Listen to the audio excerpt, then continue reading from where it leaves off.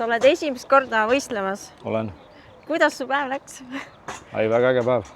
Väga mõnus kogemus. Räägi natuke, kuidas hommikul tundus ja kuidas õhtune võistlussõit lõpuks õnnestus.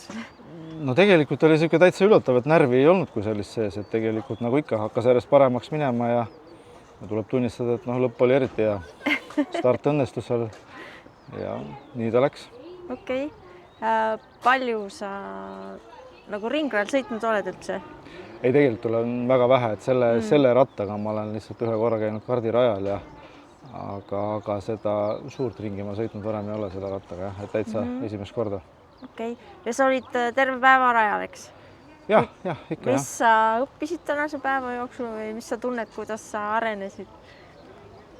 See on hea küsimus, aga ma arvan, ma õppisin seda, et lihtsalt tuleb hoida sellist head kindlat närvi ja nii on.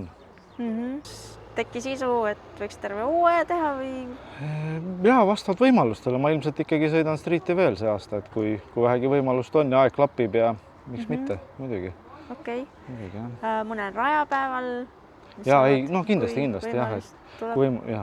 Ikka natukene arendada veel. Palju sa ratast pidid ümber ehitama? Ei, ratas on täitsa originaalselt, täitsa Stokka tänava. Tulid nii nagu tänaval on ja just. Selleks see klass ongi mõeldud, on ju? Jah, just. Super, aga palju õnne sulle ja aitäh!